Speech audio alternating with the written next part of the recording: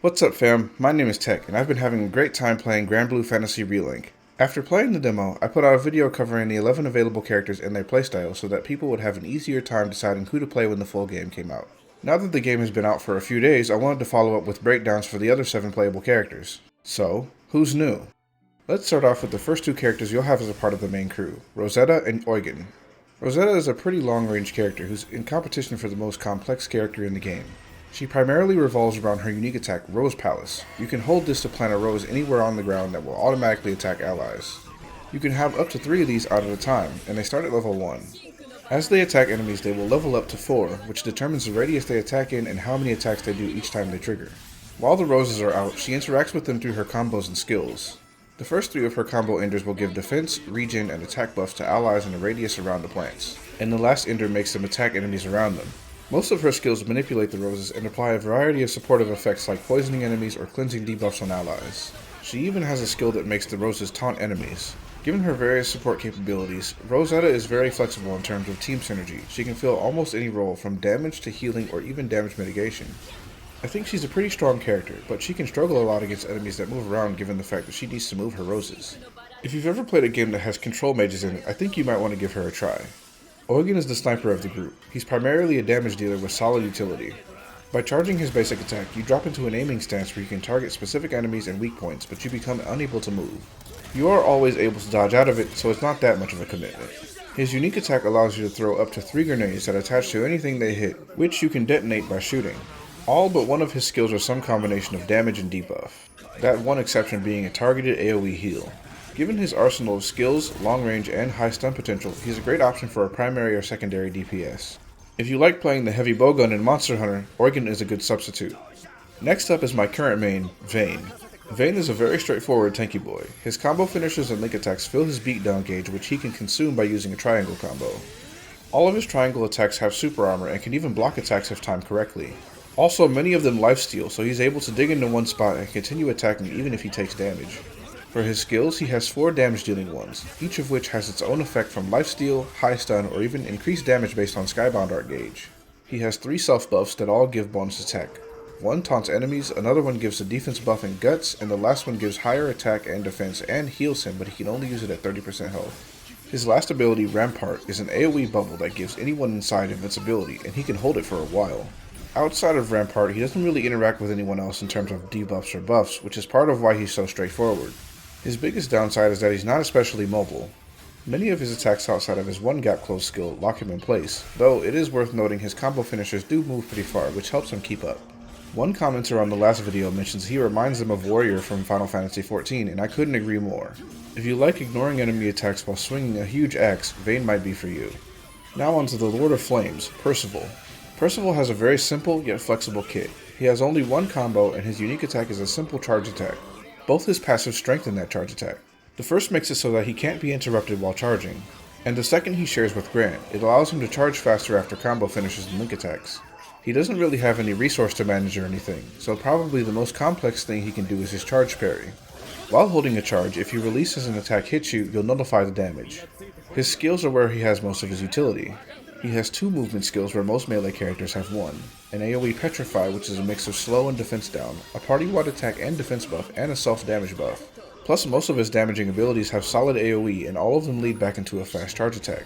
Given the fact that he's big on charging while moving, he reminds me of Hammer in Monster Hunter. So if you want a character who can do well on most missions, check out the Lord of Flames. The next character, Vaseraga, has a kit that resembles a fusion of Vane and Percival.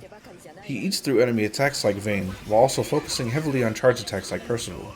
Hitting those charge attacks will increase his Grinoth gauge, which gives him stout heart, defense, and attack up. The gauge will not deplete as long as you continue to deal damage.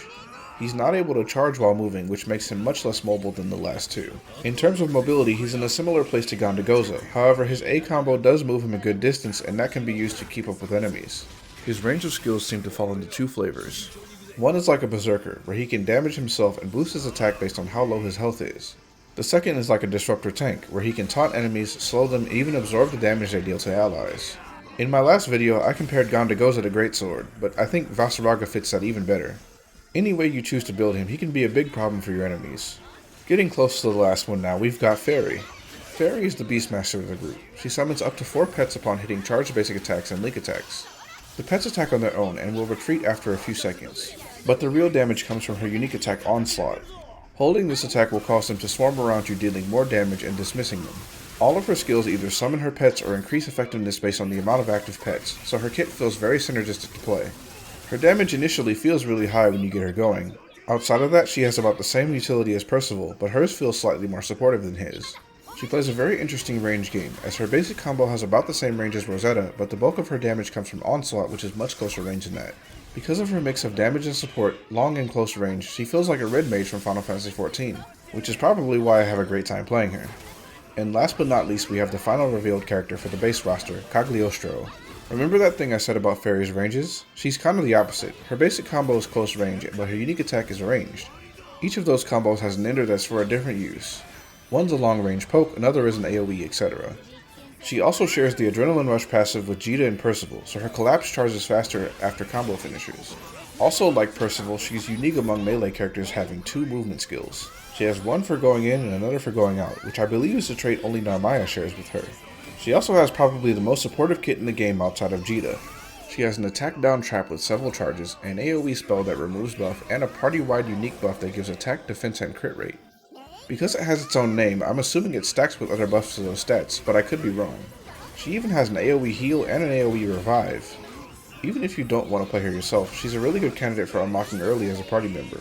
Definitely keep her in mind when you got a crewmate card burning a hole in your pocket. And that's all for the new characters on the launch roster. Is what I would say if a wild unannounced character hadn't appeared.